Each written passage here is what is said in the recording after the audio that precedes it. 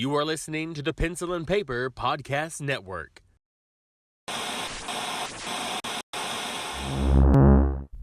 Welcome to the Palace of Mega Pencils. This is Super Mega Crash Brothers Turbo!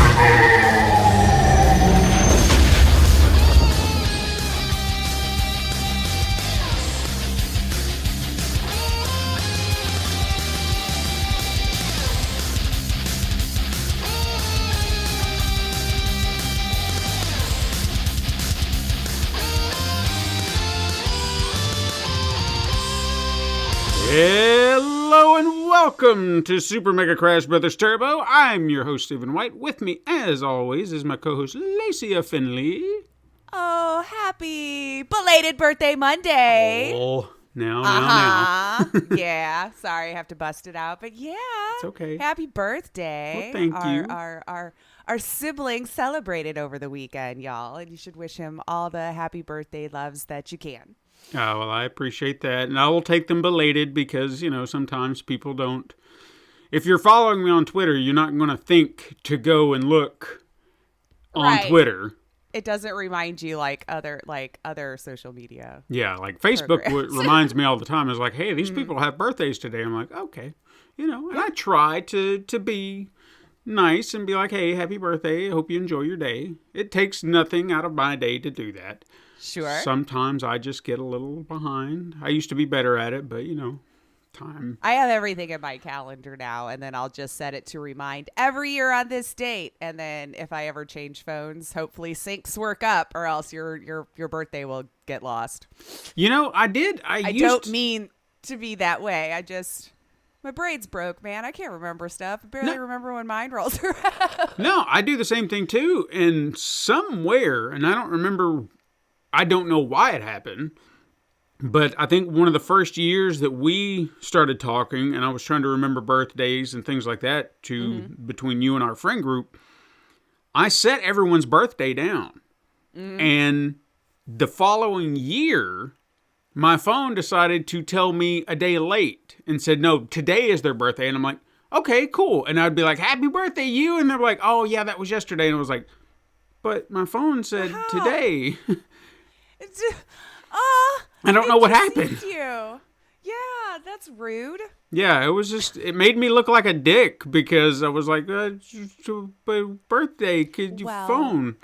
At least you tried. I did. And at least remembered roughly close. It wasn't like a month or two later. I was trying. I really was. Yes. And, you know, I try to always wish those people who are important to me a happy birthday. And if I forgot you, it doesn't mean I don't think you're not important. I just my calendar must have screwed up. Must have screwed up. Because we can't be arsed to remember crap on our own anymore. And I'm not judging you. I do it. Right. I do it too. But again, a belated birthday means that you cared enough to even take the time. So I appreciate that too. Exactly. Yeah. But enough about me. Let's talk about our Sonic Minute, whatever that is. Because I don't know. I legit intended to watch the third minute and then got myself busy, work and then trying to play some Next Fest. Yeah. So I totally forgot to watch the third minute of Sonic. Well, so I'm sure I'd say Knuckles has shown up at this point. Yeah. And then he's 3 minutes, you think? Oh, yeah. Because that opening sequence was, you know, it was a few minutes. And then Knuckles shows up and then maybe we got the title at this point. So this is a big moment. You know, we're finally getting to see the Sonic 2 title. And we're like, now we know what we're watching. And we got to see Knuckles. And then we know that the thing is about to happen. So the movie started at the 3-minute mark. Maybe based on our memory. Based on our memory, which is not a steel trap. But while we're talking about this, we might have to start up a Cuphead minute because... Yeah. Suddenly Cuphead this is an old episode. This is pre-Lacia, okay? This is one of our... I was trying to remember if... No, this was like our 14th, 15th, like early. Oh, wow. And suddenly it's just gained traction out the ass, and I don't know why, but... I think maybe DLC picked up. Sometimes people go craving stuff, you know, after they beat a thing. or, you know, getting ready to. They want to play it, hear other people's opinions. Some people, you know, I've done that with certain things too, where after I've played it, beat it or whatever, I'm like obsessed with it for a while and just kind of want to look through the discussions and what other people said and everything, you know, so maybe the DLC is picking up steam. Yeah, maybe. And again, kudos to those who are enjoying it, because it, like I said, traction that I was not expecting, that we haven't seen in older episodes ever. Well, I don't understand the internet, so it doesn't. I don't think I'll ever figure it out. What's funny is that a lot of this has happened since our transition to Anchor. And maybe more people are just on Anchor that like gaming stuff. Or I don't know. Or they're doing a hell of a lot better than Podbean ever did to expose our show. And I'm honestly starting to believe that's the case, because we were with Podbean for 5 years. I was going to say it was the whole time, just about. Yeah, and we never seemed to get this type of traction. Now, suddenly, all of our episodes is just boom, boom, boom. So, thank you to Anchor. Well, welcome. Yeah. Yeah, hopefully you enjoy your stay. I'm honestly starting to feel that the decision, I was worried about it when we made that transition. Yeah. I'm not worried about it anymore. Still feeling pretty good now, huh? Good. Because I was spending all that money for Podbean to do nothing, because they never promoted the show. They never did anything. And even they were just like, well, here, sign up here and we'll promote your show. It's like, okay, well, great. And they never did.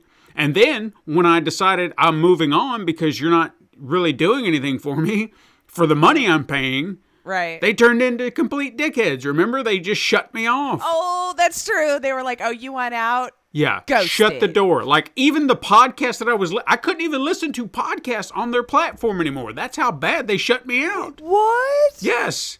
It was like, no, you need to sign up for an account if you're going to listen on our platform. And I was like, all right, well, I'll go somewhere else. There's plenty of other places. Yeah. I don't need you.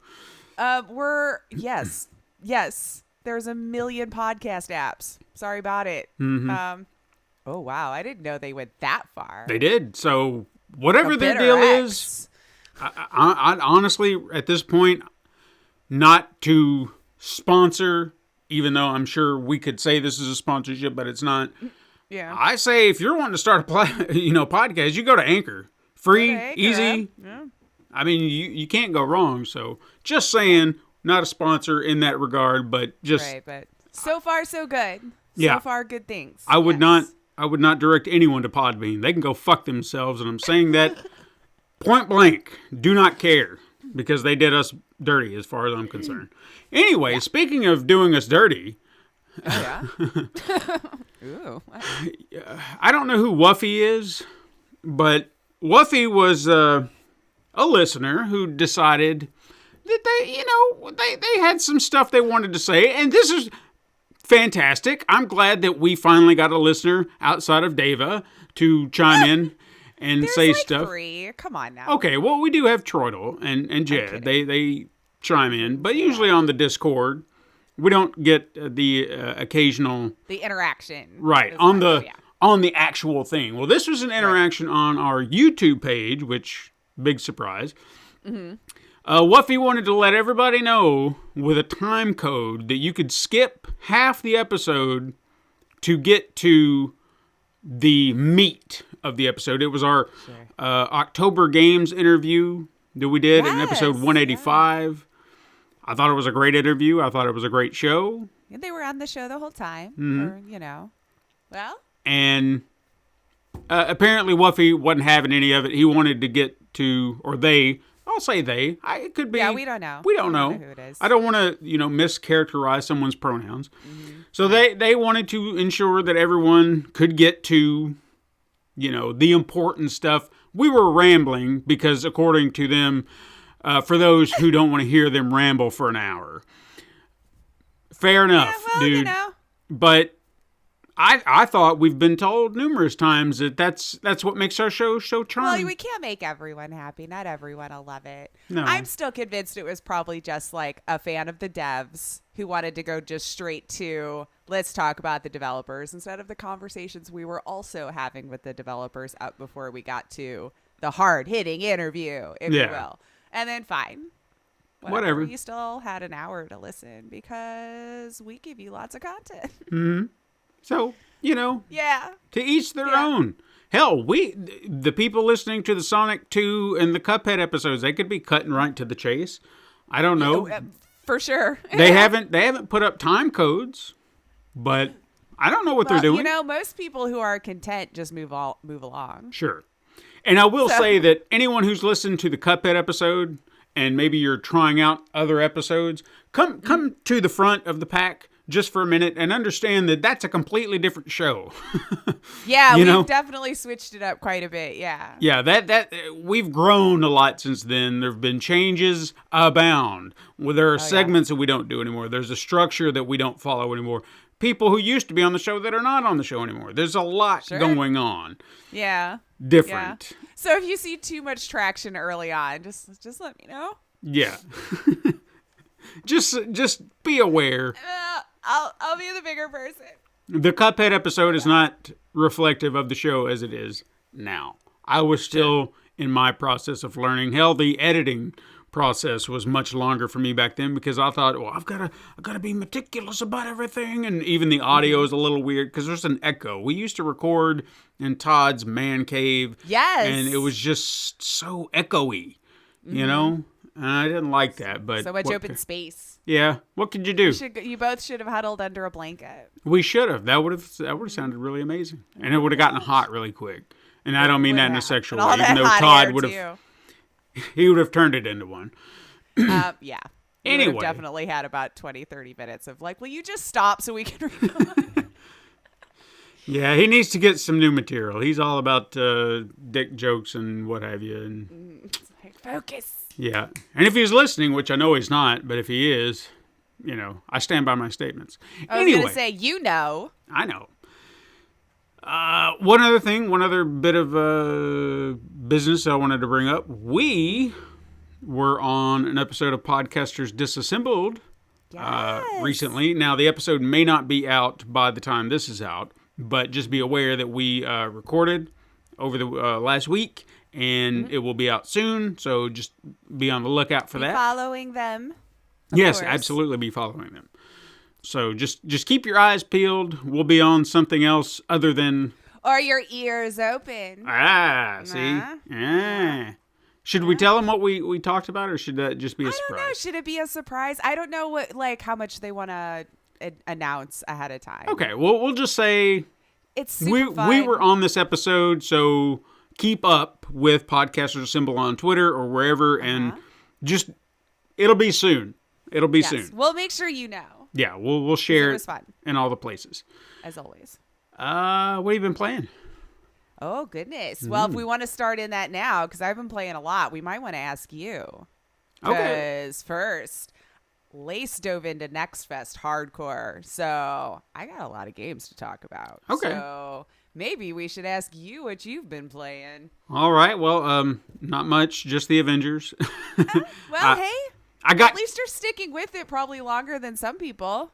Yeah, it's just I'm trying to get through the story, and that's really all I seem to be worried about. Like, I've tried to do some of the grindiness, like, just trying, out of curiosity. And at some point, I was just like, I don't feel like I'm getting anywhere. So, And another element to the game that I realized that maybe I wasn't paying attention to were the challenges. And you select on this, and there's they have a timer, like 7 days to do X amount of things. And the X amount of things could be something as simple as performing a move so many times or defeating certain enemies so many times. And it seems like it would be easy until you realize maybe some of the moves are a little bit the trickier ones, So you got to hit the button a certain way and then hit that and do that, and it's timed and all that. Yeah. So you're never 100% sure, like you're trying it, but you're never 100% sure you're doing it.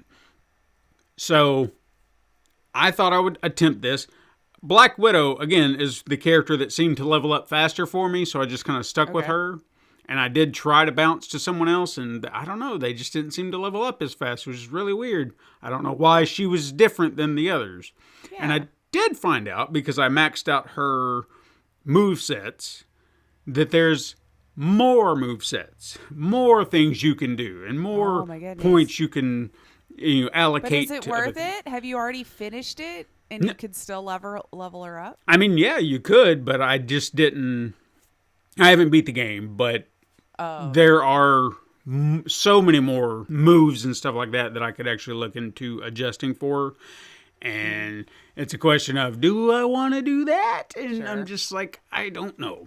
Yeah. I think I would actually like to level up some of my other characters just so there's I don't know, a balance to them, or I could use certain characters for harder Swap missions. around. Yeah. I don't know. I mean, we'll see. But I did want to kind of comment on something that happened this week about the game, some announcement, because I found it to be a little odd. Now, Oh, yeah? I think Sunday or whenever the last time I played, I unlocked Captain America. Like, I got to the story, and now he's a playable character. And I thought, all right, cool. And then I started looking through his stats and seeing what he had to, I had unlocked for him or what have you.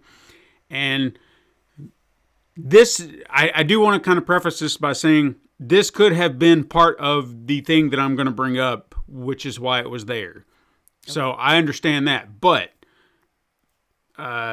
you'll see where I'm going. Anyway, so I looked into his costumes, and he had the Avengers costume, not from all the other movies, but like from the Avengers movie. It's probably the cheapest, cheesiest looking costume that they ever did in the Really? MCU. From his?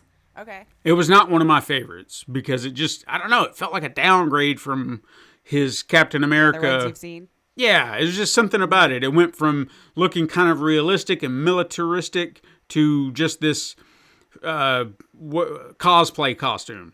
I guess it'd be the best way to put it. Yeah, it's just how it felt to me. But the suit was there, and I was like, okay, cool. I'll put that on so I look like Captain America. Why not? And, in video game form, whatever. It's fun. Yeah. So I put it on, played for a minute, and I was like, all right, and that was the last I left of it. Now, throughout the week, or I think it was probably that following day, Monday, there was a tweet went out and headlines like Crystal Dynamics releases 3 free new costumes for you, the players. And I was like, oh, cool. Let's see what free costumes. And I was like, oh, it's that Captain America one that I had. Okay, so maybe that was already there. That you already had? Yeah, maybe that's when they unlocked it, is the day that I was playing, and I just didn't realize it. Don't know. Yeah. Then I saw the Thor costume, and it was a very movie-accurate Thor costume with the helmet. And I was like, I have that already. And I didn't pay for it. Huh. Okay. And mind you, I had unlocked Thor sometime before I played at that point. Then the third costume was an Iron Man costume. And it was his suit from part 2 that came out of the suitcase, the red and silver. Uh-huh. And I was like, huh. That was a costume I also had early on that I did not pay for.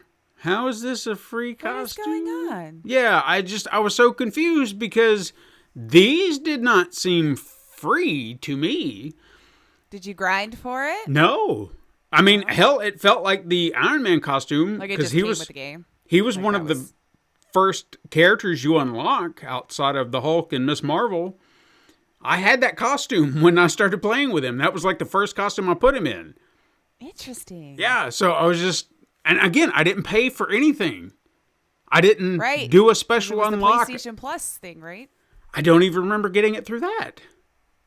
I mean, Where did you get it? Now, I thought it was a free game on there or something. Well, or comes with your subscription. Sure, yeah, but I mean, there were a few extra packs that they, PlayStation Plus exclusive packs that were free for subscribers. Oh. It could have been in that, but I don't remember seeing it. You do have the higher tier, so that would make sense, I guess. I don't know. It was a little disappointing, but at the same time, not so much, because I think I would be more pissed for the people who actually bought this stuff. Oh, if you have it for sale, yeah.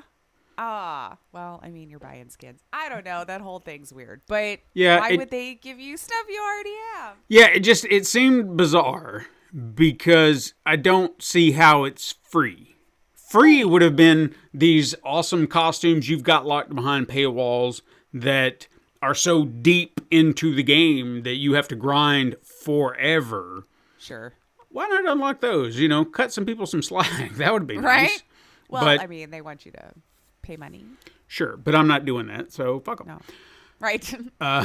But no, I mean, I'll probably play through the story. I'll probably play through some of the extended stories where they go to Wakanda and they meet Spider-Man and things like that, just because I want to see those characters. I want to see those stories. Once I've done that, Yeah. No. that's all I feel can ya. say. I mean, it's just I'm just there for the story. That's really all I can say. I've tried to do some of the beady, grindy stuff just because, and I realized I was like, I'm not getting anywhere. Yeah. So I'll just go back to the other thing, and that'll be that. We're done here. Yeah. But anyway, tell us about your large game playing experience. Oh, I did. Well, first, let's just say yay about the guilt news, right? Yes, thank God. With Tequila Works coming out, I think the very next day after we posted the pod last week about us saying, please, I hope it comes to other platforms so other people can experience it. And they're doing just that. It looks like at least in 2023, that they will be moving it to other platforms as well. So it's not going to die with Stadia. So that made me happy. Whew, so yes. if you want to play it, I guess just have a little bit more patience and it might come to the platform of your choice to play. So I was very happy to hear that from Tequila Works. That I will pay for. So Yeah, exactly. That was a good game. It was a really good game. So I'm very happy to see that. And darn, if it only had come out like the news a little beforehand. But yeah. at least it's on record for us saying, hey, we want this thing ahead of time. And there you go. Whatever that means for us. I have no idea. Yeah. But yeah, Next Fest was going on this week. So nice little celebration of some indie games.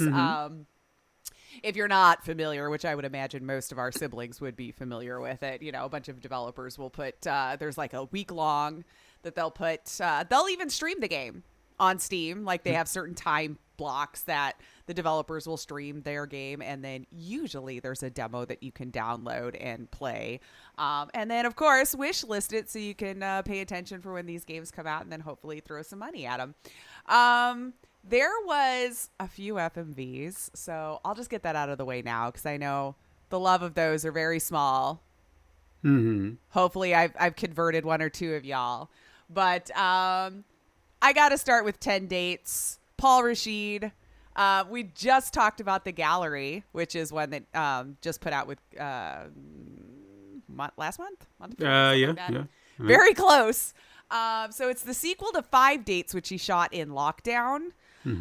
So for that game, it was still dating. Like it's a rom-com. So it was still dating, but they were doing everything, via Zoom or whatever video FaceTime app of your choice that you want to call it. But now we're out of lockdown. We can, go date in person again. So for the demo, you get to play one date for each the male and the female. And it's just a freaking good time. It's silly. It's just you smile because it's just these two friends. It's just like, let's say you and I were both single and we were getting on the dating scene. And so you and I were just chatting about, you need to get back out there, Steven, and start dating and be like, yeah, Lace, but what about you? And I'm like, I know, I just joined this dating app. Oh, me too. And then we decide to go out to a speed dating round together. And then we'll come back together at the end of it and go, so how was your dates? How was yours? And so it was just fun. It's two friends joining the dating scene again out there. The dates, you get one each, for the demo.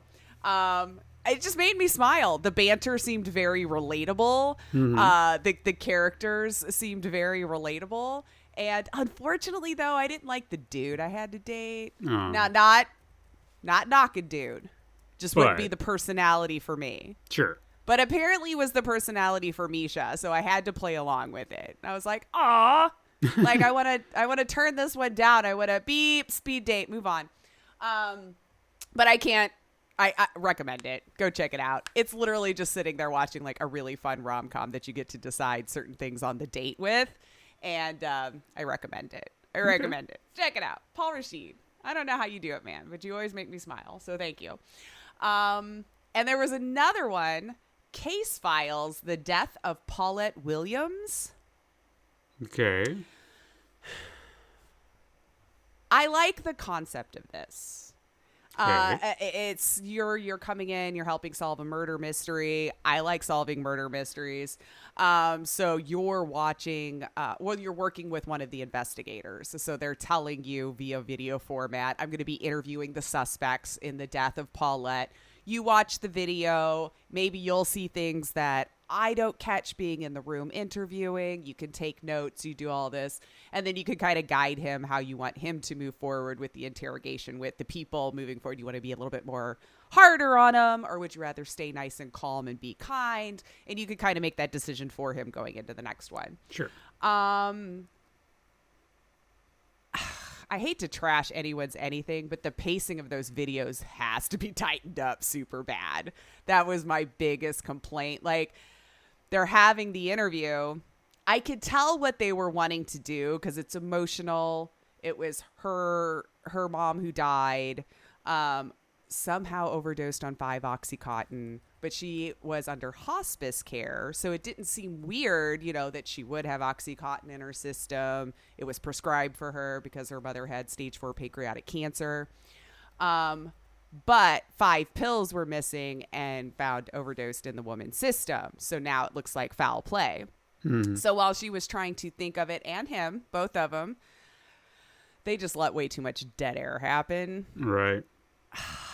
It would have been so good, but honestly, like that video, you got to tighten up that dead space. And like I said, I know what you're saying. I know what you're trying to do. It was way too long. It was making me wander because they would think and try to have that emotion for far too long before any new dialogue or anything would happen. Tighten it up and it'll be fantastic. Tighten that up a lot because, it was like a 12-minute video, probably should have been 8. Okay. Because of just like how long the pauses would be. And maybe I'm missing something in those pauses that I'm supposed to catch on to and find out to solve the mystery later. It's only the demo, so you can only go so far, in the story on the demos. But I'm your audience, Yeah. I'm your audience. But this has got to be tightened up a little bit. It was way too long. But the premise is good. I like murder mysteries. So if you're okay with that, it might drag just a little. And who knows? After the demo stops, that might be the part of the story everything really starts to pick up again, Yeah. But that was another FMV that was on there. And then I had to try Simulacra 3. I'm not going to go into any big deep dive with that because I've talked about Simulacra games here. And this is it's the same thing. It's just more Simulacra. It's a different story. It does still follow a character that we have followed in past Simulacra games. But this time you're just working with a journalist to go through their phone and figure out what happened with his disappearance and several disappearances that are happening in the city or the town of Stone Creek where they live. Right. So very much lost phone, going through it, trying to unlock things and finding out the mystery as you go through there. So played really well. If you liked Simulacra, you'll enjoy these two. So that's all I'll say. There's really not much else to, go into. This one was so weird that I kind of want you to play the demo too, because what the WTF? It was called Out of Hands. Out of Hands. And so it is FMV, but it's supposed to be a spooky game. But since it was FMV, I thought I would give it a shot. I did not put on the headphones as recommended. I wasn't that brave. But you're stuck in a dream, but you've turned into hands. So it's like a picture of a head. Okay. The eyes are hands that kind of goes through like this. Your nose is hands doing this, and your mouth is hands put together. And then it turns into fighting-ish card game against yourself in the mirror. Like so your hands turn into your left and right hand, but you've also got your heart hand, and you will be grabbing pens to stab or you have to block the despair cards and everything that'll be coming out of there. You get so many turns before you have to decide what to do with this card.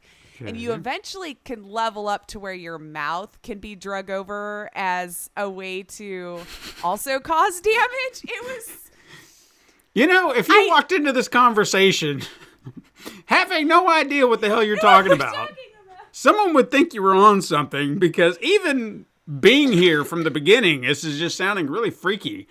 It was, and I think that was the point. It was so bizarre, and it took me a minute to even understand what I was supposed to do, because this happens. It goes very quickly into, you've gone into a nightmare out of hands. And then the vision that I just told you about with the face showing up with the eyes, the nose, and the mouth being just a different hand. Mm-hmm. Goes off to the side, and then you have your card playing that'll happen here in the middle. So when they told me, with your left hand, and you have logical thoughts that'll pop across the screen and other different kinds of thoughts that you might want to grab at. And yes, so you're sitting there protecting your heart, and you're facing the you, I guess it's in the mirror.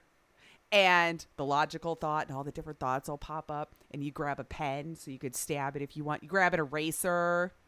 I can't remember what else it was. So I eventually, it's a pretty beefy demo, actually. They give you about 5 or 6 levels of this. I think I went to level 3 or 4, because after that I was like, I'm not sure. It turns into something about him trying to remember the love of his life. It was some woman. And so now, through still grabbing with your hands to grab onto the memories of her or whatever it is that's keeping you in this dream made of hands. If you like bizarre and weird, check that out. Okay. It sounds bizarre and weird. The mechanics were a little finicky, which I would hope would get a little fine-tuned, because you kind of had to drag the hand to get it to work. So as soon as I would pick it up, I would try to click on a card, and the hand just stayed in my cursor. And I'm like, I don't know how to get rid of it. What am I doing? And I'd click on a pen, and it wouldn't pick it up. And I'm like, this is... So I started it over, thinking clearly a demo bug, right? It's just a demo bug. Can't let go of the hand. Sure. No, you have to drag and let go, like you were shoving it across the table. So... Okay. I just wish that could... If it was clearer in the beginning, I'm sorry, I'm an idiot. But that took me a minute. And because of the timing of letting it go, I kind of hated it a little bit. Sometimes it would just get too stuck. And I'm like, just freaking slide it to the damn thing, But bizarre, weird, in spades. In spades. I'm not sure I want to continue on with it, but I'm a little morbidly curious what the whole point was. Okay. What were they getting at? What are they getting at? So if you want a weird one, okay. I did try Inku, if I can even say it right, Inkulunati. The one where you're the drawing storybook game that. Oh, yeah. Loved it more than I thought I would. I loved it more than I thought I would. So very unique. You're in a storybook world-ish, but it's dual fighting.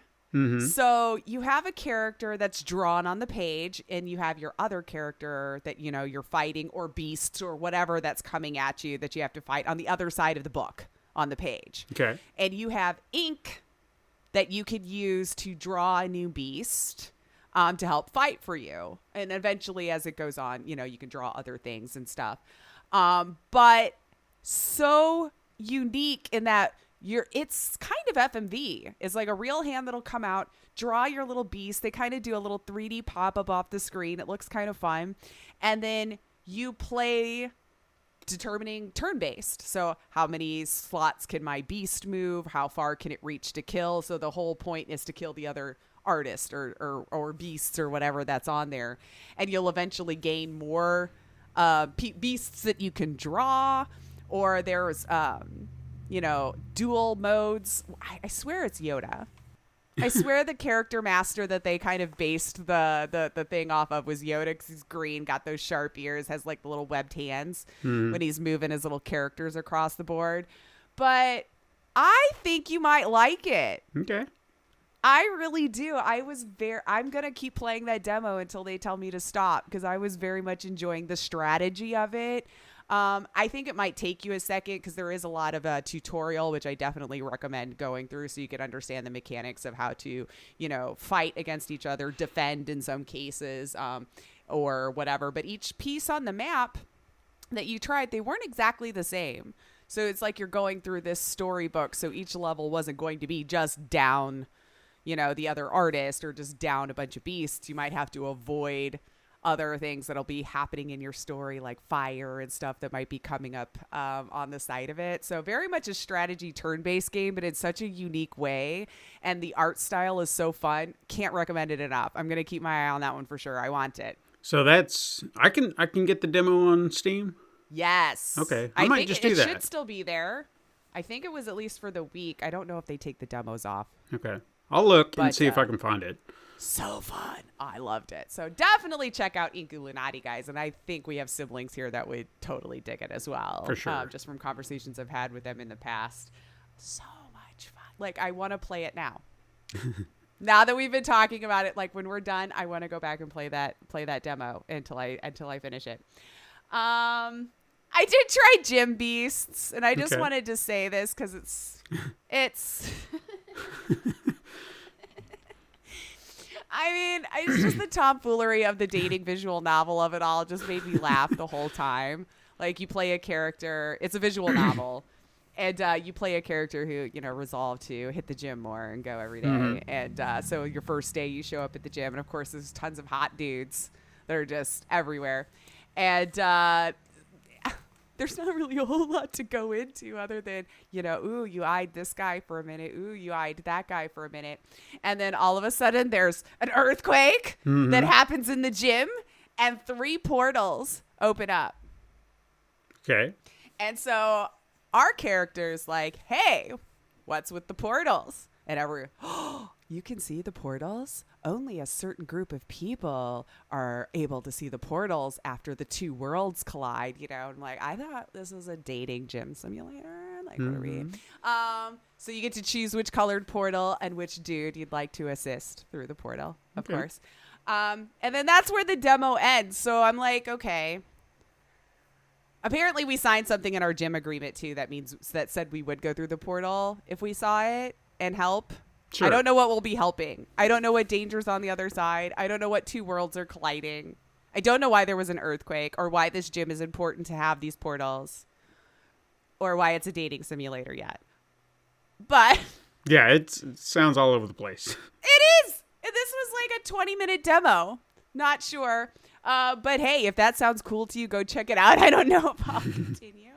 But that's just where the demo ended as soon as I went through a portal. So these demos are doing well of just like, here's where the game starts. Bye. Bye. You don't get to play anymore. And then the last one I played, because I told you all I was gonna, if you were in the Discord, you saw it. Thirsty Suitors. Go play it. Seriously. Okay. It's hilarious. So you start the game by taking your Thirstona quiz, first off. They have to know, like, you're setting up your RPG character, if you will. This is, how are you in your dating world?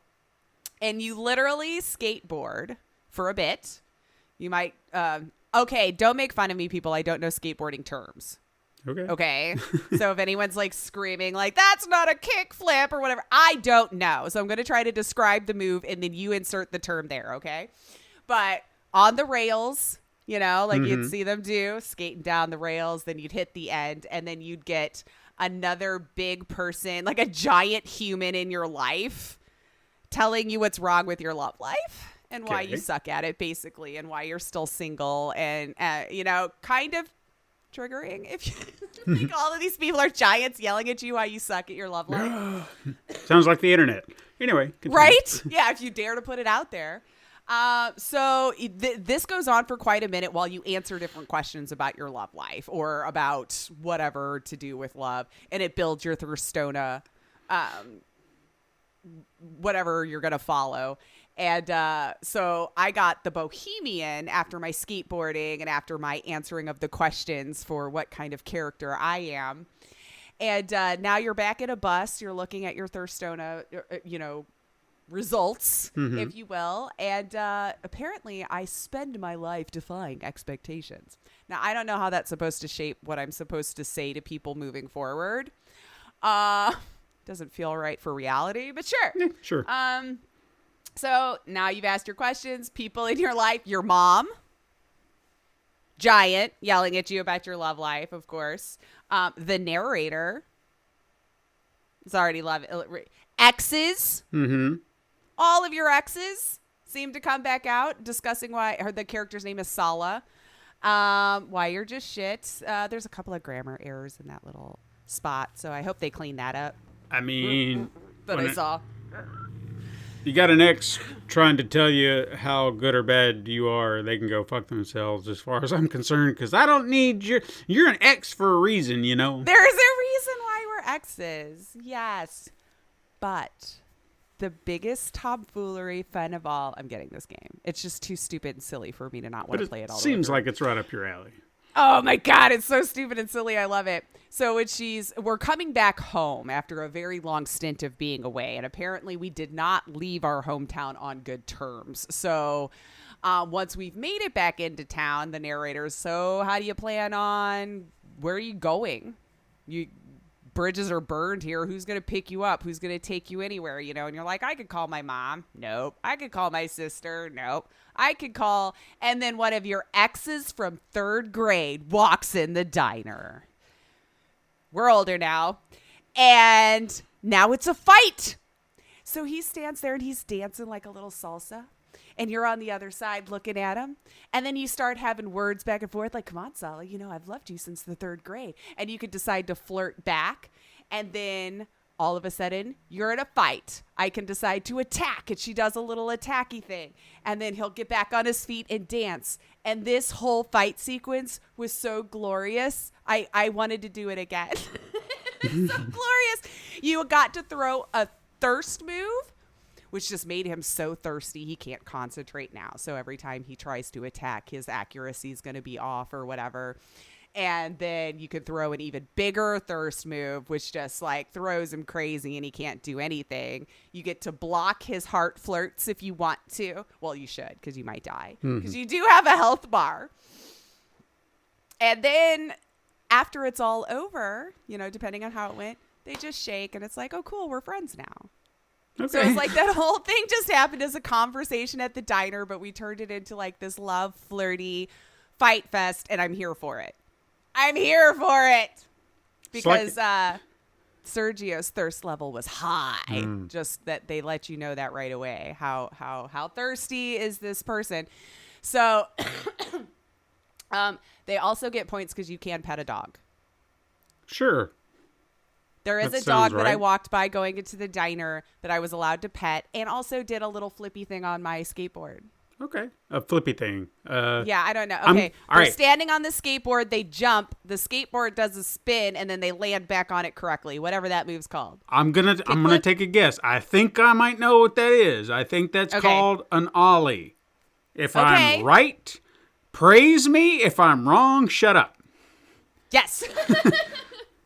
But that's the move they did. And so the fact that I'm just a skateboarding, thirsty lover coming back home where all of my exes are still in love with me, because the end of the demo was Sergio going back to all of my exes in town saying that I'm back. There was quite a few heads in that room. Mm-hmm. So yes. So now they're all going to thirst back after me, and I'm going to have little thirst fights in the street. Yes, I want to do this. Get me. I'm not saying it's specifically that, but the way a lot of the conflict is going down kind of has some Scott Pilgrim-y vibes with the fighting the exes. I know it's not getting the girl through the exes, but you know, fighting exes, you know, and that right. Conflict, and it's just weird, but fun, you know. Yeah, just the way they built it. I mean, it's a very, very colorful world that they created and the graphic style with that drawn style. I really, it's going to be a silly, ridiculous good time, and I'm here for it. And I was very, very pleased with the demo. That fight was so amazing, that just the way he kept doing his little dances. And then you kept getting thirst moves. Like, come on. I was getting thirst moves. That's hilarious. So I definitely go recommend that as well. And then most of the gameplay is QTE. So, that was right up my alley as well. For whether you get to block or not. But yeah, those are the ones that I tried on Next Fest. Siblings, though, if you tried some other cool ones, let us know on the tweet to this. Yes, please. Which ones did I miss, or which ones did you play? As I know my style I might gravitate towards something a little different than most others. But we might have missed something, because sometimes we just miss stuff. Hell, that's true. There were so many games, it would be impossible. I don't know if we even mentioned this, and I hate that we didn't, because I know we talked about it in a previous episode, and I know this is not part of Next Fest, but just something that occurred to me, is an older game that I just recently played and talked about on the show. Turnip Boy Commits Tax Evasion is getting a sequel, which I cannot remember the name of. Forgive me. But, that's a game that we didn't know about, and then now suddenly has become a thing. Yeah, I feel like Jed mentioned it. He did. All of a sudden, I saw it everywhere. Yeah, it was like... like, he was the first one to bring it to my attention, and then I saw so many people talking about it after the fact. Turnip Boy robs a bank. There we go. I was trying to follow the Steam page so I could get to there.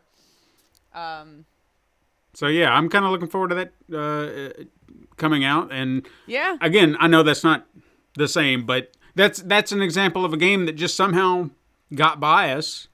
And then it was brought to our attention, checked it out. I was like, I love this. This is cool. Yeah. And I would definitely like to play another one. So, yeah, I'm all in for it. Mm-hmm. Yeah, so, tell us something that we didn't see if it really resonated with you. There has to be so many, Next Fest games or something that you tried. I like the little celebrations of indie like that. So I'll definitely go through. Oh, and there was one I saw and I actually played. I don't know that you would actually enjoy it, but the topic you'd probably enjoy. It's a beer brewing simulator. All right. And it's like it.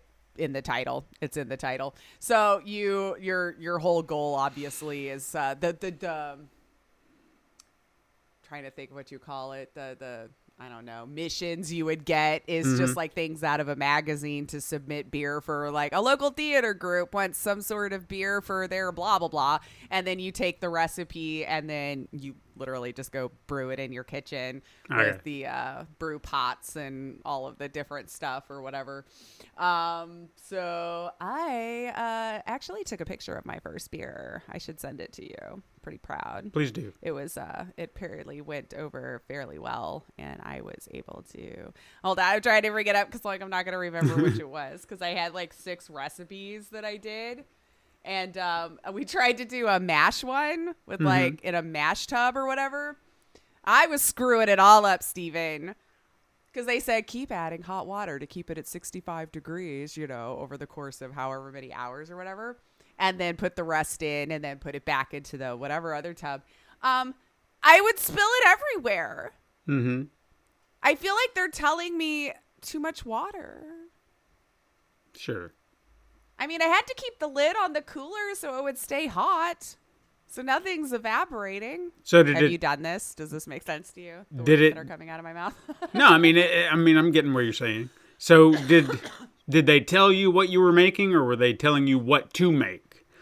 No. Well, you can experiment. Okay. But I was just following the recipe that was provided for me in the magazine. So you had the different hops that I had to buy. There was whatever the first thing is, the wort, when you're trying to make the wort for it. That I had to do with the water and boil and let it cool or whatever. Then I would add your hops and then let it sit in the little tanky thing for 21 days or whatever, and then we'd go try it, and then they'd tell me if it was messed up or not. And then if it was messed up after all of that, I'd be like, you know what? F you. We're done here. That took a long time just for you to tell me it was wrong. So But, did they make you make an IPA, since they seem to be the thing that people love nowadays? There is an IPA in there. There of was course. Blonde Ale. I want to say there was an IPA. I had a couple amber ones that I made also. I didn't get super far. You know, it seemed educational. It should Someone be who if you're going to brews do it. beer, maybe take a look at it and see how accurate it is. It seems like it came from some developers who truly loved the homebrew experience and supposedly made it as accurate as to their own, because you're making it literally in a cooler. Sure. I don't imagine large distributions use little coolers, but I don't know. Well, they've got Maybe a those big big. cooler. I mean, I've been to the Sam Adams place before several times. You've been there, and they had the big containers. I've been to the Nashville Brewing Company and Blackstone Brewing Company. They got the big canisters. You watch the mash getting mixed in and all grain. that. Yeah, it was pretty cool. I made a grain beer. But there is a difference in what you're making, an ale or a lager. We're not going to get into that, but they're two different. Sure, that's a different show. You got to bring back. That's right. Which I would love to, but I need people to do it. Anyway. You need people to drink beer with. That's I know. right. I'm too far. I'm sorry. I can't find the picture, so I'll tell you later if you care what beer I made. But off to the headliner or whatever we're doing. Well, I got a few little news bits that I want to bring up, and then we'll talk about our big thing. Yay. Okay. Because I did want to bring up one thing related to last week's story about Google Stadia. Mm-hmm. I saw a story rolling around that, we were kind of talking about how the controller, they're doing refunds and things like that, but why not, do something with a controller? And people were just like, why can't you do something so where we can use Bluetooth control with other things that we own? And Google is considering it. So perhaps they will do some kind of unlocking to, I don't know, understand the mechanics, right? Like what they've it's got. Gate kept. Yeah. So Google could unlock the Stadia controller to be used Bluetooth on multiple platforms, which would be cool. Yeah, that would be absolutely fantastic. Because I was thinking I'll just use it as a wired controller for Steam for the rare time that I play it, because at least I'll have a decent controller. But if they want to do that, that's even better. I would love that. Furthermore, and I have yet to try it out. I've even yet to unbox it. But there was a sale on Amazon for a Luna controller. So I decided... You're testing all these things out. I wanted to see. To see. So I did get that. What really prompted me to do it, and it may be a really stupid reason to do it, but I've been in I watched the Jeremy Parish guy. I love his videos, okay? If you grew up playing Nintendo games, or it's not just Nintendo games, it's Super Nintendo games, he does Genesis, he talks about all these older games. I've had these just spurts, if I've got nothing to do, like before we come in here and record, I've got 20, 30 minutes. I'm like, all right, I'll pick a short video that's maybe like 10, 15 minutes and watch it. And it's talking about a game that maybe I vaguely remember, but I'm usually kind of tapping into one that I really, really have a nostalgia bump for. Right. And he did this 3-part series on Final Fantasy II, which is actually Final Fantasy IV in Japan. It was 2 on the Super Nintendo for us, because there was only the one Final Fantasy game. I think I remember hearing about that later on. Right. Yeah, okay. Now, this was the first Final Fantasy game that I ever played, and I have a lot of fond memories for it. Like, getting to play it with my brother, my cousins. Like, this is how we kind of introduced to it. And the story was so rich. I'd never seen anything like it in a game before. That kind of deep story. And I don't know what it was. It was just like, it opened my eyes to a whole new world of gaming. What games could be. And the music was great. Gameplay was great. Just so much about it. So I have this love for it. I watched his videos. I'm hearing that music, seeing the gameplay. And I'm like, God damn, I want to play this game again.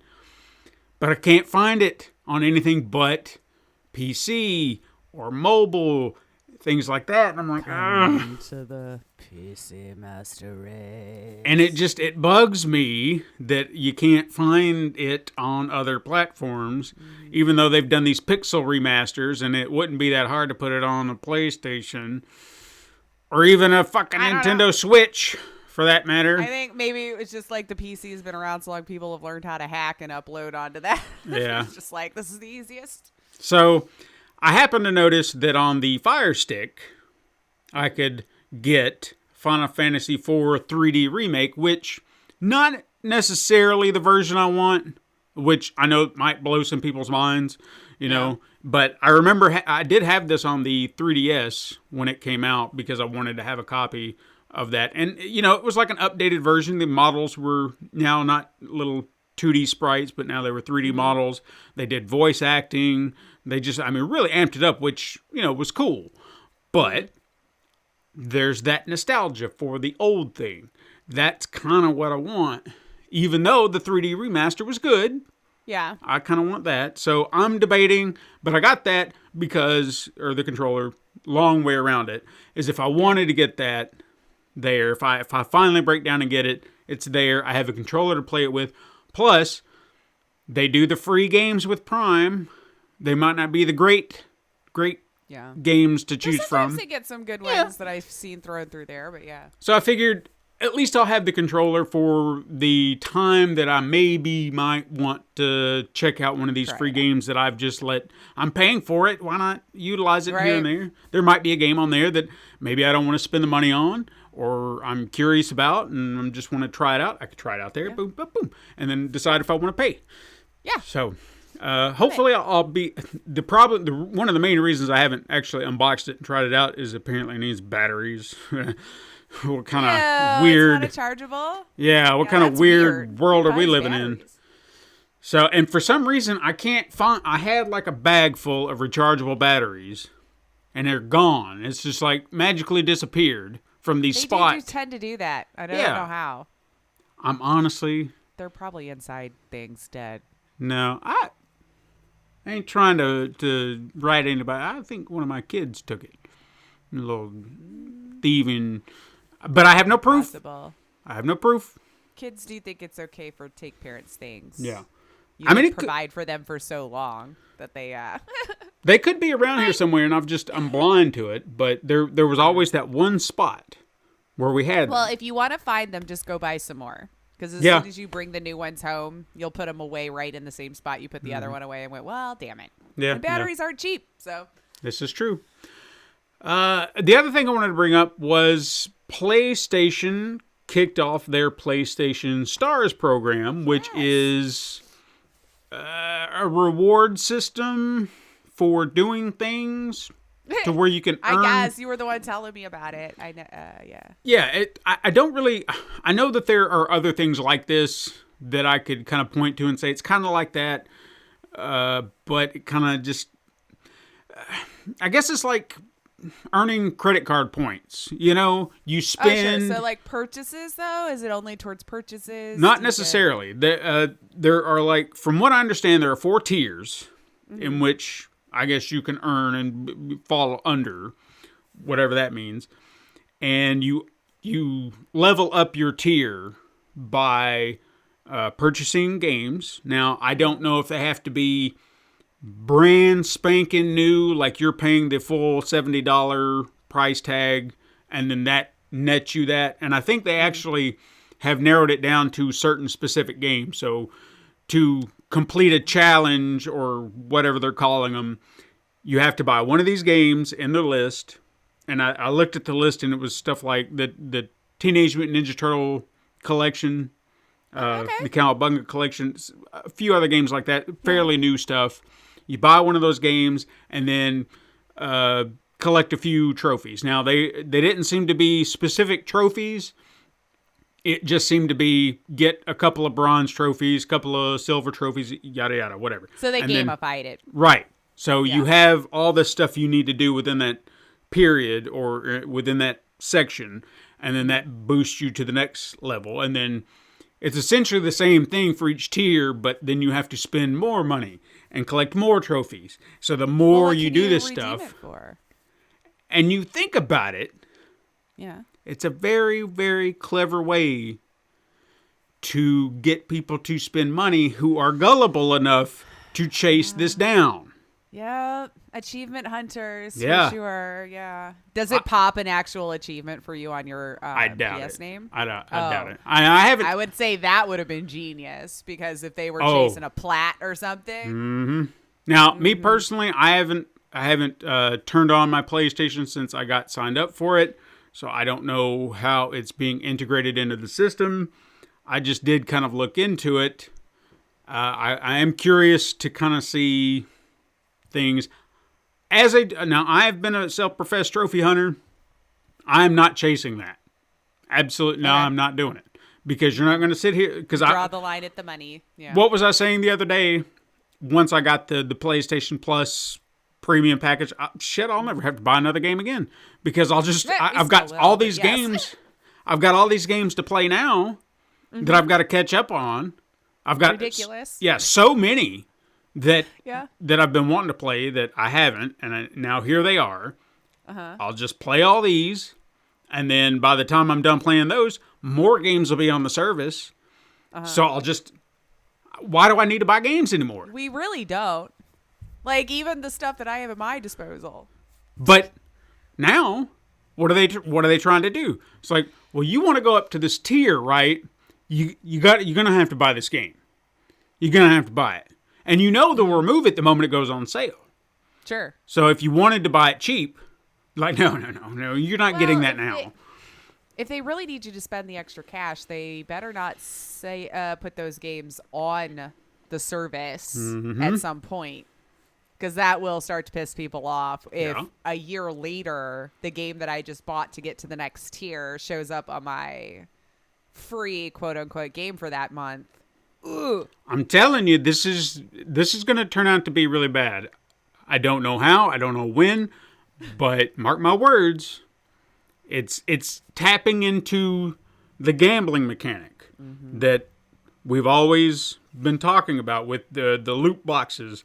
I know it doesn't seem that way, but it's the idea of chasing this thing, and they're giving you all this. If you want to be up here, you have to buy this game. You got to buy one of these, and then you've got to collect these trophies. So, what do you want to do? Yeah. I'm not doing it.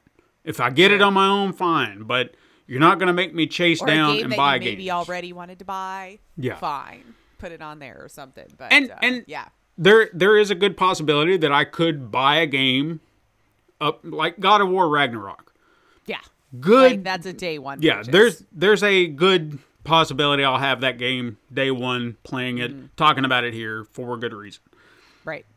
But I'm not gonna, like that. I said the TME, the Turtle Cowabunga collection. Really do want to play it, but not $40 excited to play. And that does feel like when something would throw you at some point. Maybe Yeah. I'm being rude. I don't know. I mean, it's everything you'd want, and they're giving you a lot, but I'm just kind of a cheapskate when it comes to this kind of stuff, and I'm just like, I don't know. I think we've been burned too many times now with the price increase on the quality of certain things that we're I would say healthily skeptical. Well, we'll take a look But at like 40, I guess, isn't even full price anymore. But think about it like the Castlevania collection and the Contra collection. Okay, those were. They put games on there that I've always loved to play, always wanted to have a copy of, was excited to have it, but did I play it beyond playing that game again? I mean, I experimented with some of the others, but did I sit down and just play every single game? No. So was it worth the money that I paid? No. It just depends Well, on the value of the subjective. game. Yeah. So I can't say. So point being, they launched this. I'm curious to see how it goes, but we did have a question, and I did want to bring that up because as we were talking to, I didn't even know it launched. Like I'd heard about it, that it was going to launch, and then we were informed by one of our listeners, Jed, on Discord, that he signed up for it. and he was told he was put on a waiting list. And I thought, okay, well, that's odd. Okay, so I did some digging because, again, I didn't know anything about it. Then I saw a link to it, and I thought, okay, well, let me see if I can sign up for it and see what happens. So I go to sign up. As I'm signing up, I even see a little notice at the bottom says, hey, you may be subject to a waiting list, yada, yada, whatever. But then I go through the motions, and then boom, I'm in. I got in. And this was after he had posted what he did. So I was like, well, that's odd. Why did I get in, but he didn't? And then it struck me that perhaps it was because I was on a PlayStation Plus Premium package. Sure. Yeah. And then it just made it made it feel icky, you know? Because like you were already spending more money. Yeah. Yeah, it's like, okay, I don't. Loyalty program needs to be. Yeah, I didn't want special treatment because I'm paying for this premium package because I don't know if I'll be paying for that next year anyway. Because do I play some of the older games you're offering? Not really. Yeah. Not really. Well, so I thought you thought you would probably try it for a year just to see. Yeah. Like I tried it so I could talk about it here as a whole, really explore it, and maybe things will change by the time the year rolls around. But sure. At the moment, the extra just seems to be what I need. It's less, but I'm getting everything that I want to play. I'm not missing out on anything, or at least that's how I'm seeing it at the moment. So it just felt like I was being rewarded, and then he was being punished. Yeah. That's how it felt. Now, to test that theory, I went and talked to our brother Todd and said, good, because I was going to say my hubs did not do it, so Yeah. I cannot help.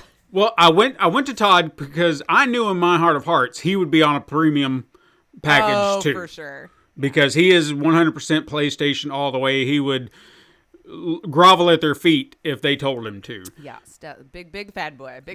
So I asked him if he had signed up for the PlayStation Stars program, and he said no. And I said, I'm actually kind of surprised. I said, you haven't gotten anything about it? He's like, no. He said, did it launch? Again, surprised that he didn't know about this. I was like, well, it just kicked off today, and I said, go ahead and see if you can sign up for it. I said, tell me what happens. He goes in, boom, boom, boom, signs up, bam, he's in. And I was like, so what tier are you again? And he said, I'm on the premium. And I was like, okay, that's bizarre because we're talking 3 hours worth of time. I was hoping he would for the data because we're two. Yeah. Like we have the middle road. And that's why I reached out, was kind of hoping that you guys would check it out to see what would happen. I couldn't remember the password. I told them. I just don't think he remembered to do it. But think of now after the fact, after we had kind of posited this explanation, Jed did say that he was on a Facebook forum with gamers that said that they got in. They also were being typical gamers and roasting him for complaining because he didn't get it.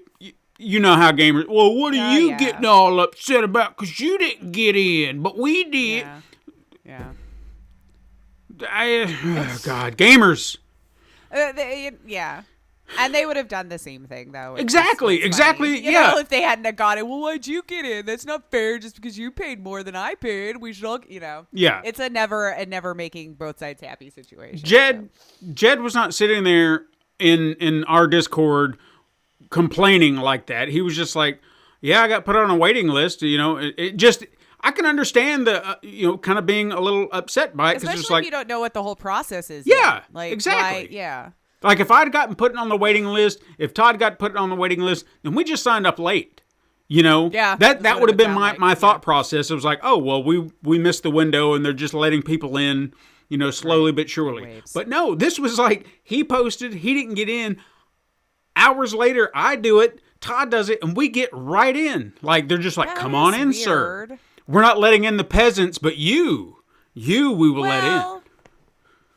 This is not to make excuses or anything. Maybe how long one individual has been subscribed. Maybe more tenured people got in first. Perhaps. But I mean, I feel like he would be a day oneer, but I don't know Jed that well to know when he signed up. Right. And that was another thing that Todd had kind of posited as well, because he was like, well, where's he at on his trophy tiers? Like, how long has he been a member? Things like that. It's like that could factor in as well. Because again, if what Jed told us was true, which I have no reason to doubt that it, or if the people on the service were being truthful, I guess that's more or the people statement. who were saying, I got in. Yeah, well, I got in. Yeah. So if those people were being true, then it just seemed to be random. But I still feel like there has to be a common thread. Yeah. You know what I'm saying? So maybe it's not tiered, but or maybe we're just giving them too much credit, and I don't know. They messed up a couple of rounds, and at least it got in later. But yeah, it's a little weird. But process. I mean, you see where I was coming from, though, right? I mean, I wasn't being weird. It was just you tell me you're on standard, I'm on premium, I get in and you don't. That would That's exactly where my mind went. Defaulted to. So they're letting the people who pay more in first. Yeah, it seemed wrong. But maybe I was wrong. I jumped to conclusions. Clearly, we don't have any idea what they're doing.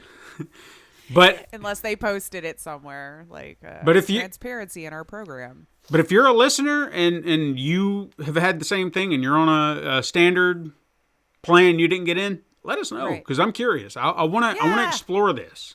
Explore the fine print. Yeah. Even tell us how long you've been a member of PlayStation Plus. That's another factor I would love to know as well. Because that's what I was wondering, because I feel like, God, when did it start, that service?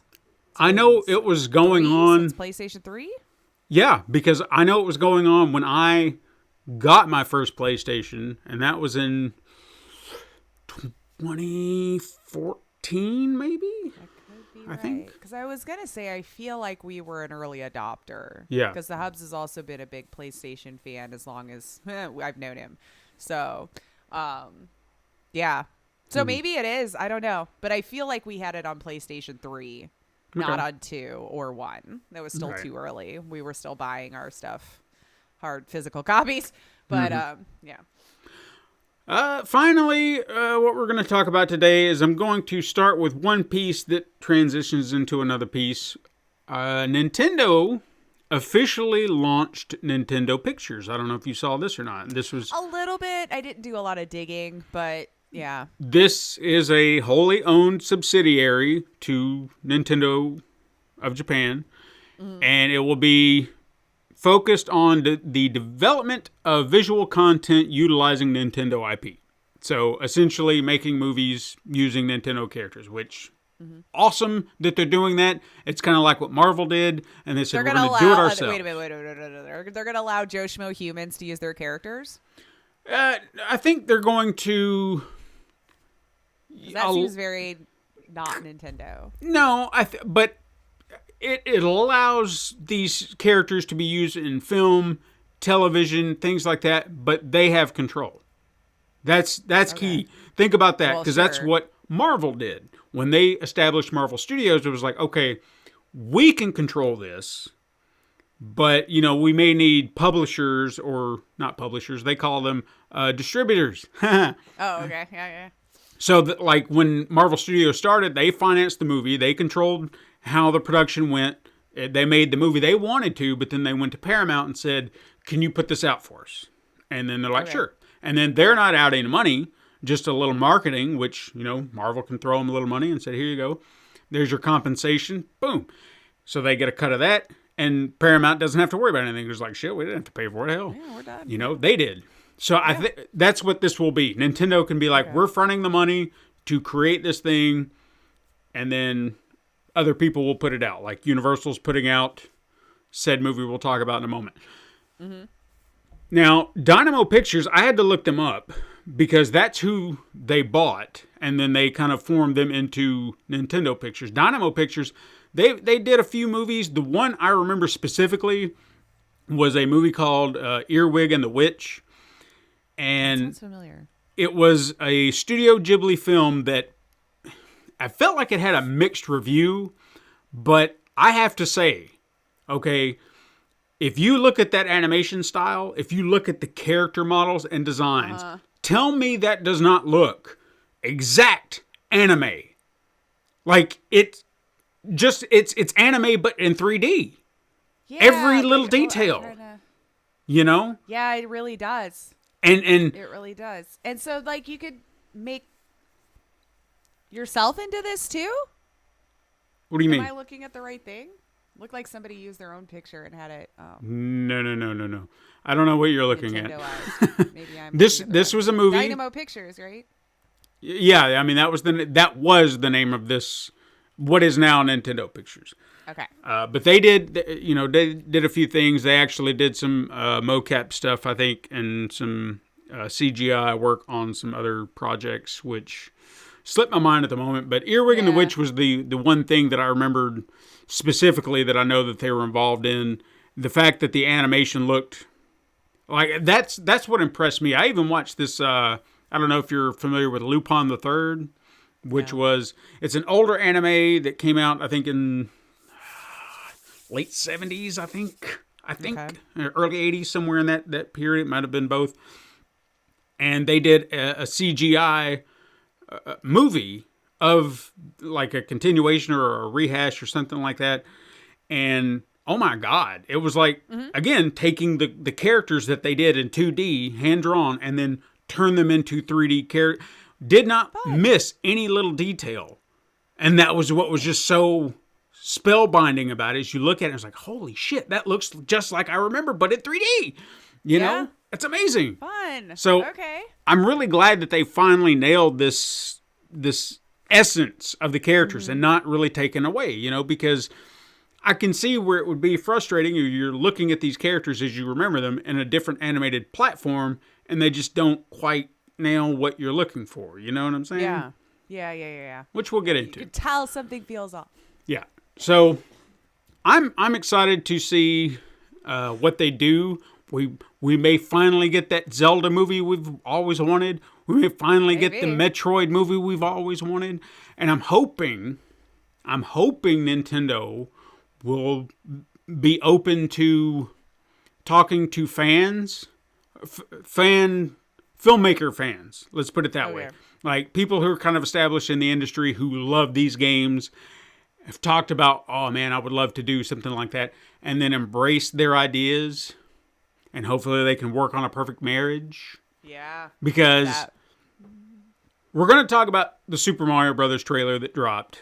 Yes. And there's division throughout the internet, but I want to talk about our reactions first. Yeah. Because they dropped this on October 6th. I think they was doing something at Comic-Con. They did a whole big Nintendo Direct. Everybody got to see it live together. I knew there would be hate. But I was curious to see... Well, they were already trying to hate it before anybody knew what yeah, so. So I was curious to see how the trailer would drop. I don't want to say I'm disappointed by the trailer. I think I was disappointed in the sense that I was kind of hoping to kind of get to see all the characters just a little bit, a little bit extra time. And I felt like we got more of Bowser than we did the Mario Brothers. 100%. I actually was starting to wonder if I was watching the right thing at first because of the lack of Mario. Yeah. And then we didn't even get to see Princess Peach, which I was really surprised by. I figured at least all of the people they've been parading would have one moment in the trailer. Because they had a lot of huge names. Oh, yeah. Yeah. You know? So, but this is a teaser trailer, so give it to So Jack Black wins this one. For sure. Basically. Yeah. Everybody, like, that was actually one of the things I was curious about the most when it started and was like, oh, okay, we're going to get to see Bowser. Is Jack Black going to come out and be like, I'm Jack Black and I'm Bowser. Yeah! And then just, you know, that's Jack Black. Exactly. That's what I thought was going to happen. And then he kind of had this, you know, lower the gates. And I was like, oh, okay. So he's worked on something here. Yeah. And I like it. It's a bit, I don't want to say off-putting, because I think the problem is that you have to remove what you perceive Bowser to sound like in the video games versus what he's sounding like in the movie. You see what I'm saying? Because I think we're going to have to make those concessions throughout. Right. And I'm not saying that it was bad. It was just I don't know that I had it built up in my head what he would sound like. So I didn't experience this personally when I listened to Jack Black's Bowser. I mean, I'm not saying that I had like this, it had to be this specific thing. Again, I thought it was just going to come out and be Jack Black doing Bowser. That is fair. I was just assuming he had, that one note. But again, which I enjoy, but you don't see layers usually. Right. But as I said, you hear Bowser in the video game, not that they all talk more than just like, but it seemed, his voice in the video game sounded deeper. So I guess I expected it to just the cadence to be just a little deeper. Yeah. But that's my expectation. It's wrong. Right. Okay? It doesn't. Yeah. It's not going to detract from the movie. It was just an expectation I had in my head. I'll get rid of it and it'll be fine. The opening bit that they did with that was hilarious. It really was. Also terrifying because they showed that Bowser gave no shits. It was just like, I'm burning this all to the ground. You're like, burn it down. Yep. So he's not evil. a force. Yeah, he's not a force to be messed with. He's someone you take seriously. And I was happy about that because I didn't want him to be a joke. You have to make your threat a threat. Right. He seems like a genuine threat. Fantastic. Yeah. Then we got agree. to see Mario. Eventually. Yeah. Now he came. I knew there was going to be something different with the face. I wasn't sure what it was going to be because you saw that poster, and what did they do? They showed him from the back. So to me, they that didn't want to do a face. Yeah. Reveal. To me, that said, we're not showing you the face just yet because we want that to be a surprise. So I had a feeling they did something different. Mm-hmm. It wasn't remarkably different. I mean, it looks like Mario, but you can see where they had to make some concessions to his face. And it's probably to make maybe more emotional, maybe to fit the animation style per se. I don't know why they did what they did. I feel like you might have had to. But it is a different style that I've seen. Yeah. For their animations. But I mean, it looks fine. I mean, it looks great. He looks a little bit more human, but he still has those Mario characteristics. Sure, yeah. Luigi looked about like Luigi for the brief like I moment. Would expect. Yeah. Like from Luigi's Mansion even, that version. It just seemed like the same Luigi. Yeah. And then we got to hear him talk, and then, that's where the internet lost its mind. Well, the internet was trying to lose their mind before we even knew what he was going to sound like. They were putting so much out there, hate and vitriol, before we had any clue what he was going to do with the character or whatever he might have been directed to do with the character. But yeah, it sounded like he was just doing his voice. And what were you expecting? Did you really want Chris Pratt to come out and go? I honestly thought they were going to insert some sort of joke in some way. However, but the punchline would be the same. Where it's sorry about that. It's me, Mario. Like just some sort of nod to it, but then not to try to keep that throughout the whole film in some, a joke in that form. But as I said, it could be in the movie, just not right now. Right. That could have been in the beginning. And I honestly feel like their intention, especially when they were showing the clip when he just appeared, is to show you the mushroom, just to kind of the eye candy. It was just to say, look at it. Isn't that great? It is pretty. And it was fantastic. It looked gorgeous. Mm-hmm. So I don't think that was their main focus right now, is to show you anything plot-wise. Granted, I'm sure we could figure out the plot. Sure. Mario's going crazy. We got to save the day. Why did Mario even show up in the Mushroom Kingdom in the first place? Who knows? Find out. I don't know. We'll find out. Exactly. Maybe they'll actually give us a genuine origin story as to why they were chosen. Why is Mario and Luigi in this world? Yeah. And the fact that I feel like deep down, I know I've talked about this on the show before, that I had this idea for a Super Mario movie, and the fact that Donkey Kong is going to show up. Oh yeah. I feel like they're going to rip off my idea. Damn it. Maybe. I don't know. Did you put it out into the universe? But we'll see. A long time ago. It's been out there for a while. Okay. We'll see. But I'm excited for it. I actually found it fun. I'm not going to lie. I don't know if I'll get hate for that. I smiled in the beginning. I thought the penguins were cute. I thought the back and forth was fun. We got an introduction to what kind of, like we were saying, what kind of Bowser we're going to be up against. Yeah. Yes, I feel like we got the least amount on Mario. And Maybe Luigi. it's not going to be the central focus. Maybe it's the world building they're going to do. I don't know. Maybe Bowser is the protagonist in this story. I don't know. I'm just throwing stuff out there. But yeah, as far as their voices go or anything, whatever.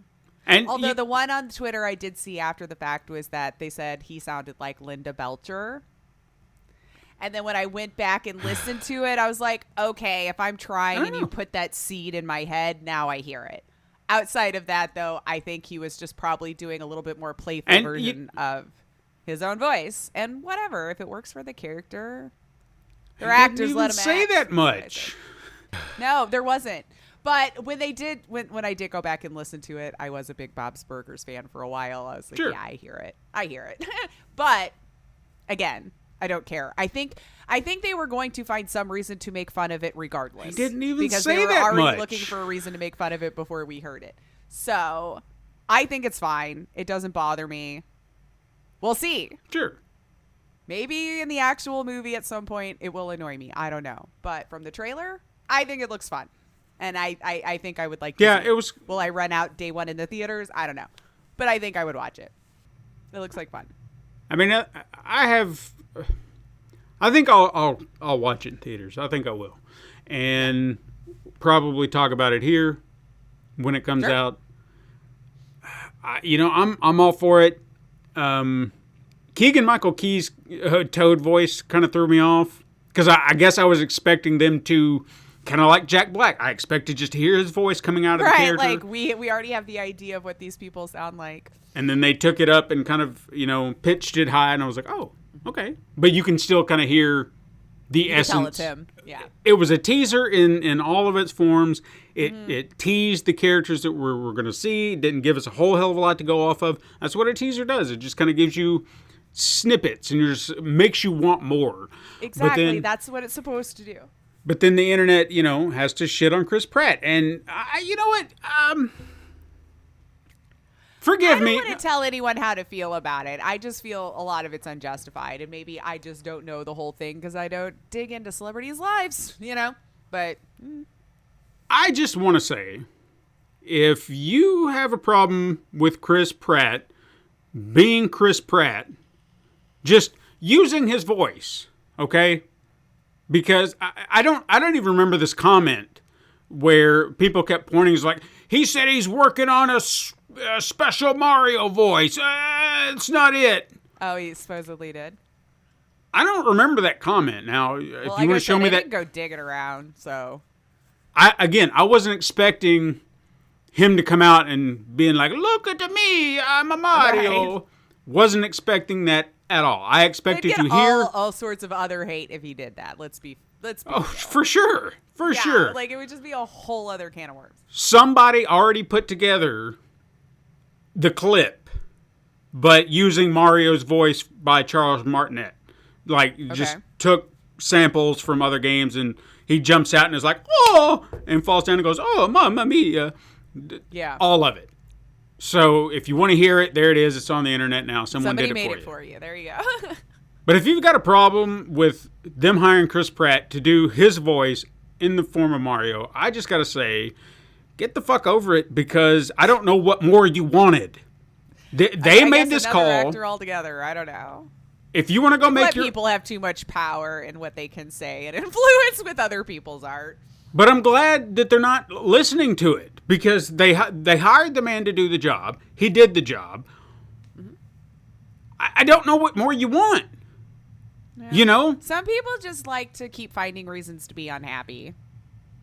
I guess. Anything good that happens, they're always going to look for what's wrong about it so they can go complain about it, because nothing's allowed to be perfect or the way someone likes it, So we probably need to just, and they do too, all need to just stop listening. Well, you've already heard my rant about how we treat Twitter. It shouldn't even be in any news cycle or anything. It's freaking Twitter. We shouldn't be caring what Twitter says.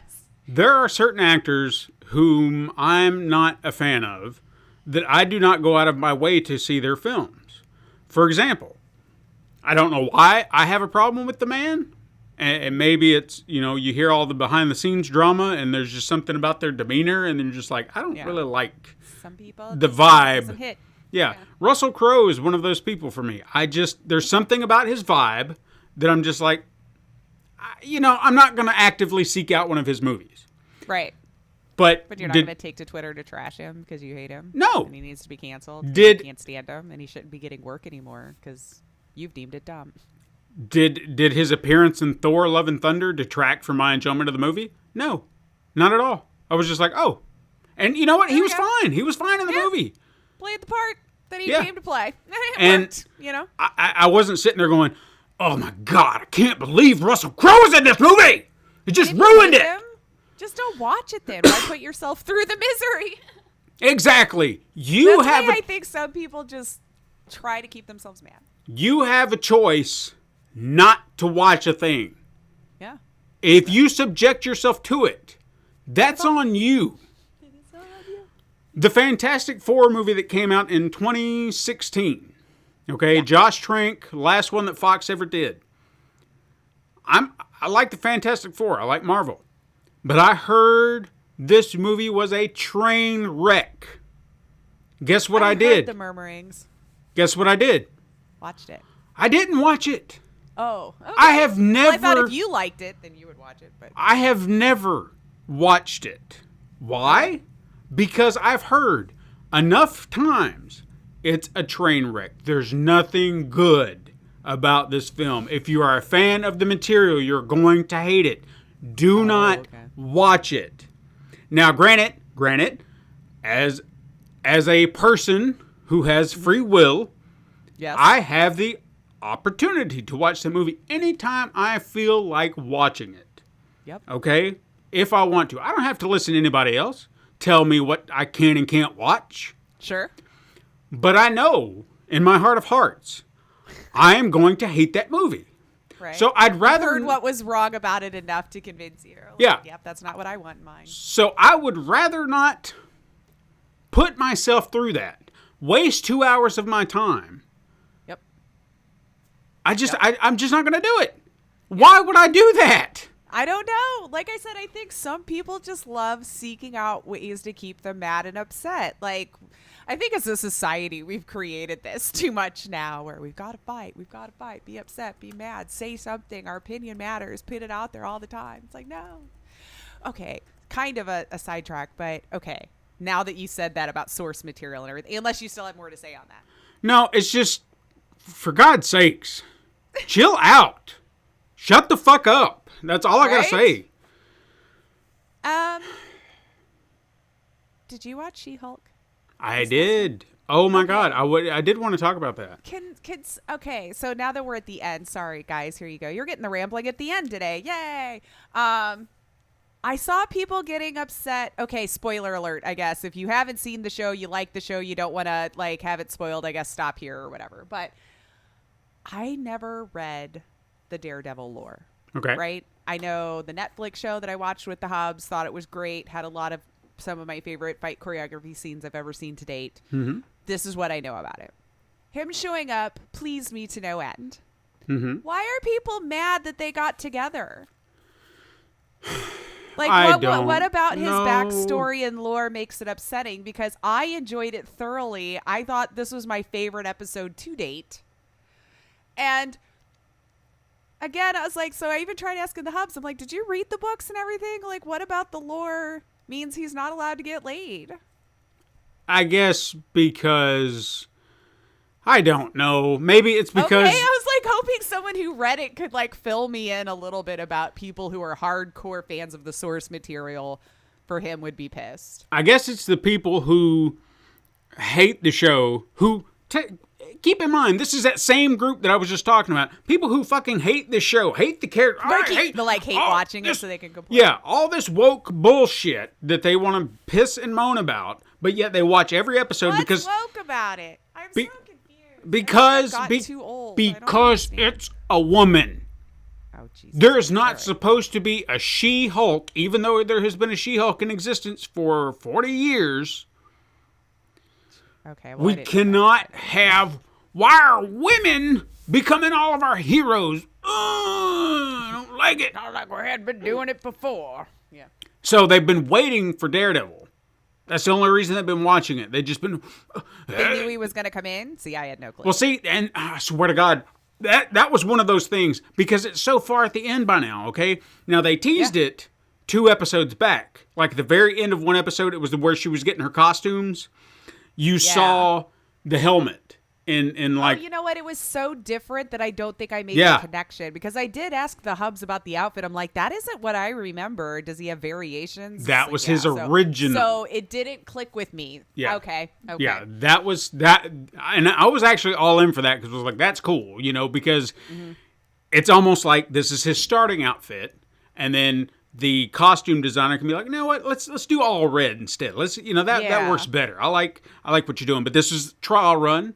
And we got to see the original, and I like that. now. Okay.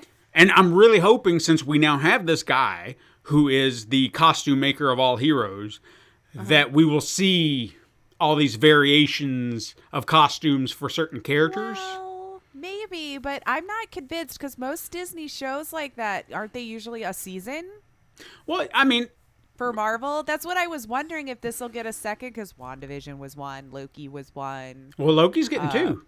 Loki's getting is a he second now? season. Yeah. So Loki's I getting a missed second that then. season.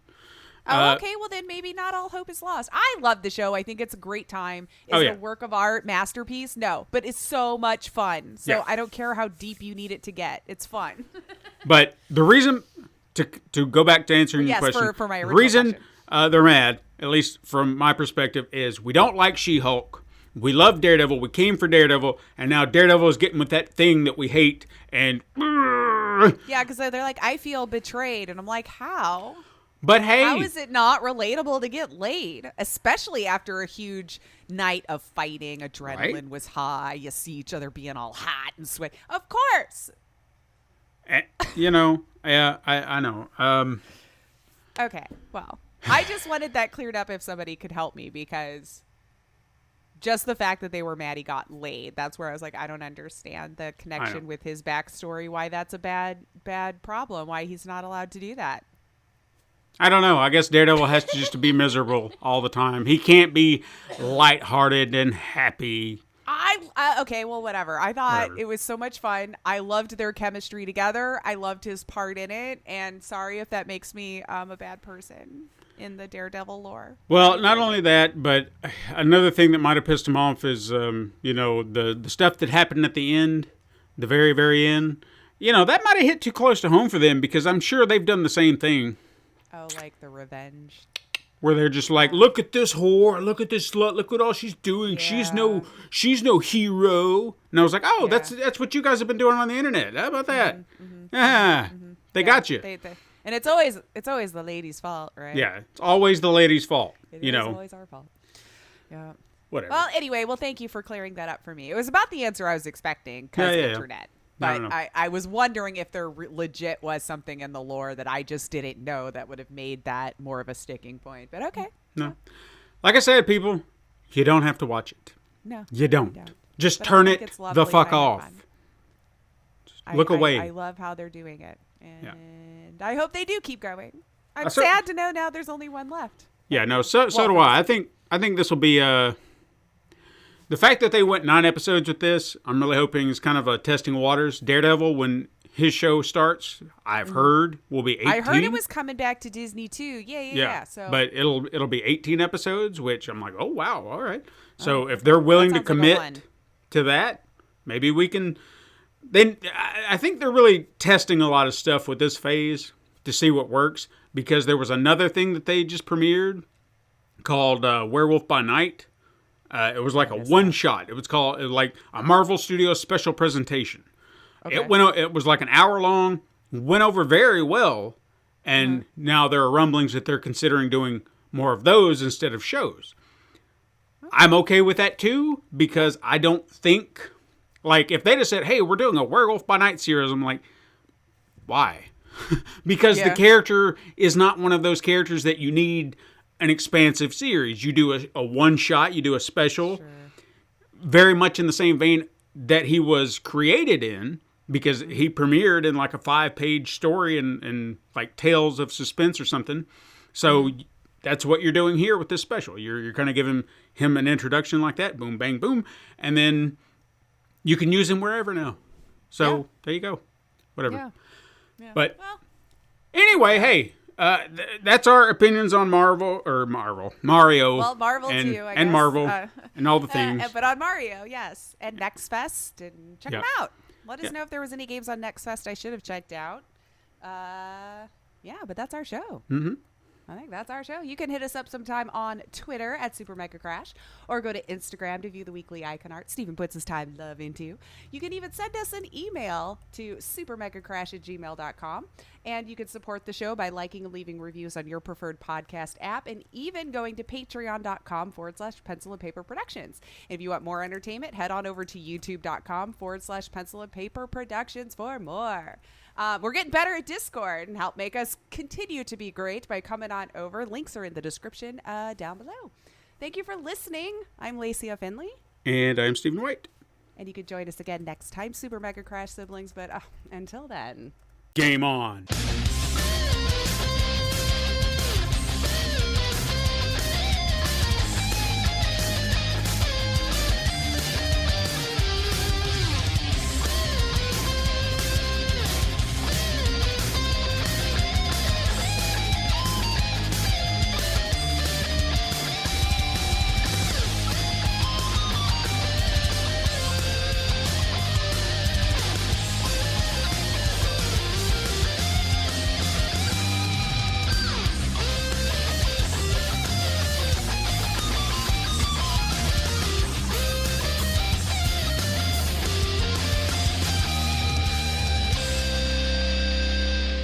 This has been a Pencil and Paper Podcast Network production.